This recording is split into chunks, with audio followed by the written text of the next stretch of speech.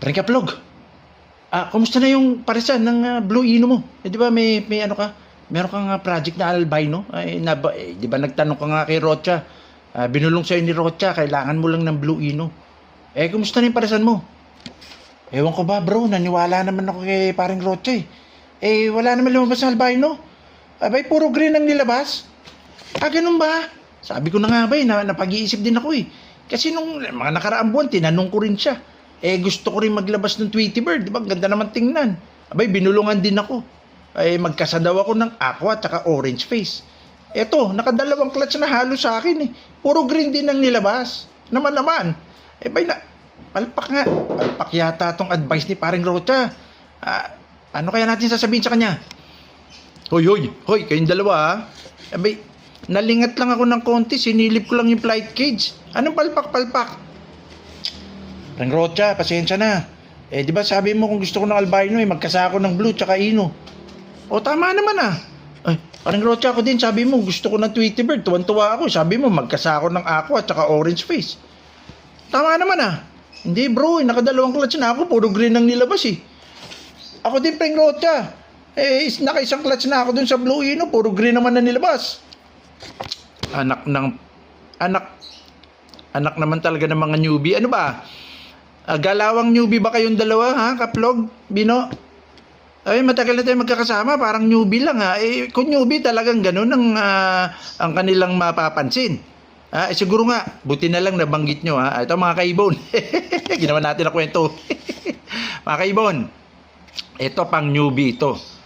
Sigurado ko, mga veterano, alam na to. Pero napakarami pong newbie na nag-PPM at nagko-comment. Laging sinasabi, newbie lang po. Di malamang, kung sinunod nila yung payo natin na magkasa ng blue tsaka ng ino para magka-albino, abay, puro green nga ilalabas. Ganon din, kung gusto nila ng Tweety Bird. Sinundan nila. Nagkasa sila ng aqua at saka orange face. Abay, puro green nga ang ilalabas. Bakit nga ba ganon? Bon, Kwek method, squidball method, para malinaw Ito, pang newbie po ito. Para naman medyo hindi sila maguluhan. Ito, dali Ang una binanggit natin, di ba? Blue tsaka ino, ang kombinasyon ng albino, hindi sa single mutation, di ba? So gagawa natin yan ng quick, mabilisan, hindi. Kwek method at bibilisan natin, kaya quick method, mabilisan, quick. Teka, nasan na ba yun? Ayan blue. Teka lang Ito. Di ba gusto mo ng albino? Sabi niya pangalan nito, si Kaplog. Di magkasaka ng blue, tsaka ino. Homozygote dapat Homozygote blue, homozygote ino. Yun ang dapat maintindihan. Lagyan na natin ito. Homozygote din. Ayan Ibig sabihin, ang ikakasa nyo, homozygote blue, homozygote ino. Kaya, magbi-visual yan. Visual na blue, visual ino. Tandaan, ang blue po, tsaka ino recessive. At tsaka yung, ito pong method na to, yung squidball method natin na gagawin ngayon, pang-recessive po ito. Pang-recessive na, nagalawan. Teka. Lilinawin, hindi ito pang dominant pag nagkasa kayo ng mga recessive, ito yung dapat mangyari. Kaya naglalabas ng green. Di ba? Blue ino kinasa mo, gusto mo magka-albino, puro green ang nilabas. Ito kasi, recessive kasi. At dahil diyan, papakita ko na rin sa inyo yung recessive, mga recessive mutation Galing po ito sa Agapornis Ornithogenetics ni Dirk Van den Abil sa Mutabase. Ito po pang Fisher po ito ng mga mutation. Okay, ito. Teka, liwanagin natin. Ayan. Fisher, Agapornis fisheri. Sa Mutabase po ito, Ayan po, yung blue 1 at blue 2. Autosomal recessive po sila. Ayun, linaw, autosomal recessive. Tapos, yung ino naman, ayun, non-sex link ino. Ayan, autosomal recessive din. Ayan, ilalayo natin ng konti. Teka, yung mapofocus. Ayan po yung mga lumabas ng mutation ng Fisher. Stop nyo lang po yung video para makita nyo yan. Kung hindi, pinaka-the best, puntaan nyo na yung Mutabase Ornithogenetics na website ni Dirk Van den Abil naman. Ayan mga kaibon So malinaw, ang blue, recessive, At autosomal recessive din yung ino. Ito yung gagawin nating quick o quick method. Okay mga kaibon, so nagkasa ngayon sorry, nawala. Nagkasa ng homozygote blue, homozygote ino. Paanong ano niyan? Kunwari, kak. Yung kak mo is blue, homozygote blue. Kunwari, andito yung blue. Ayan. Kunwari, B1 na lang. Tapos, yung hen mo naman, ayan, nandito naman yung ino. Ino. Homozygote kasi magkatapat, dalawa. Ayan, homozygote ino. Homozygote blue, identical, magkatapat. Homozygote blue 1, kumbaga. Pag ginawan mo na ito ng squid ball method, makikita mo ang galawan. Ayan yung 1, kukombine natin sa 3. Again, sa pagtatalik at pangingitlog ng ibon, nagko-combine ang mga chromosomes. Kukuha ng isang chromosome sa kak, kukuha ng isang chromosome sa hen. So, kuha tayo ng 1. Ayan, di ba? Ayan yung B1, sa 1, B1. Ayan, 1 and 3. Kuha tayo ng 3 dito. May ino doon, andito, yung ino. Yan. So, ngayon, 1 and 4 naman. 1 and 4. Ganun din. May B1 dito. May ino dito. 2 and 3 naman. Sundan nyo lang po ito, mga kaibon, 2 and 3. Ganun din. B1 dito. Ino dito. Ayan, ino. Ganun din ang 2 and 4. Ayan, B1.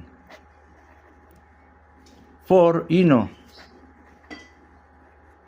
So, lumalabas obvious na obvious. 100%, 25%, 25, 25, 25%. 25% po, split B1, split ino ang lalabas. So, 100% dun sa galawan na homozygote blue at saka homozygote ino. Pinagkasan nyo, di ba? So, lalabas 100% split B1, split ino. Ayan split B1, split ino, 100%. Lumalabas, So, ngayon mga kaibon, pag galawang recessive, alam nyo naman, di ba? Pag galawang recessive, pag may kargang split lang, tulad nito, split B1, hindi lalabas kasi isa lang ang karga niya. Etong ino, split din, isa lang din ang karga sa isang ibon, hindi rin lalabas ang pagkaino. Kaya, split B1, split ino ang tawag dyan. So ngayon, dahil 100% split B1, split ino, ano magiging phenotype o itsura ng mga anak? Ano ang magiging phenotype o itsura ng mga anak? Okay? So, ang magiging phenotype po niyan, green lang. Tama, yun ang lalabas.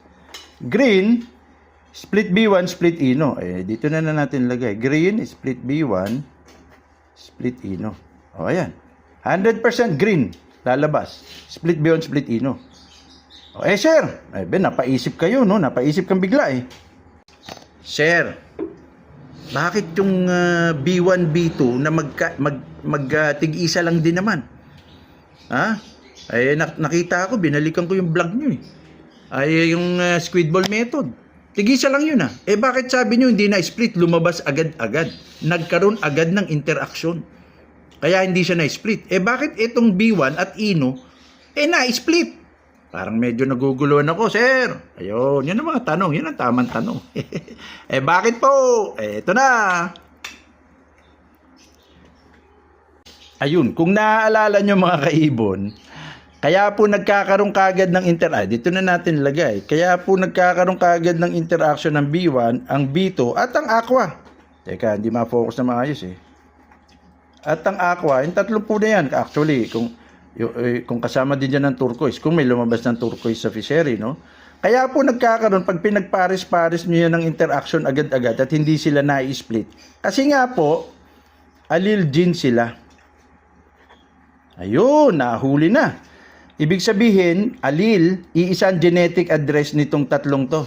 B1, B2, aqua. Iisang genetic address or locus or parang compound, Tatlong bahay, nakatira si B1 sa isang bahay, si B2 sa kabila, sa pangatlong bahay si aqua. Kaya nga, iisang genetic address nila. Nasa iisang chromosome sila. Kasi 'di ba 23 pairs of chromosome ang ang African lovebirds O so ngayon, nagkakaroon sila agad-agad ng interaction. Alil eh. Bakit dito ngayon, sa B1 Ino, non-sex-linked Ino po ito, no? Kasi fisher yung pinag-uusapan. Bakit walang interaction? Kasi nga po, yes, yo. Kasi nga po, hindi sila alil. Ang blue at non-sex-linked Ino, hindi alil. Kaya, hindi sila magkakaroon ng agad-agad na interaction. Pag hindi alil, ibig sabihin na sa magkaibang chromosome sila located. Hindi sila isang genetic address. Sa magkaibang genetic address ng blue tsaka ng Ino. Kaya, wala silang agad-agad na interaction. Kaya, nai-split sila. Kaya, ang isang ibon, pwedeng sabing split blue 1, pwedeng sabing split Ino. Pwede pa nga rin sabing split opa, pwede rin sabing split pale palo. Dami, pwede natin karga lahat ng mga split doon na hindi magkakaalil. Iyon ang paliwanag. Kaya lalabas sa parisan, green, split B1, split Ino. Ayun mga kaibon naman. Di ba? So natural, wala ka ngayong lalabas na albino. Kasi puro split lang. Paano ka magkakaroon ng albino kung puro split lang? Ngayon po mga kaibon, pagparis-parisin nyo to, pero wag yung magkakapatid. Hanap din kayo na, again wag yung magkakapatid as much as possible. Alam nyo na yun kung bakit. Di maghanap ka rin ng green split B1 split Ino.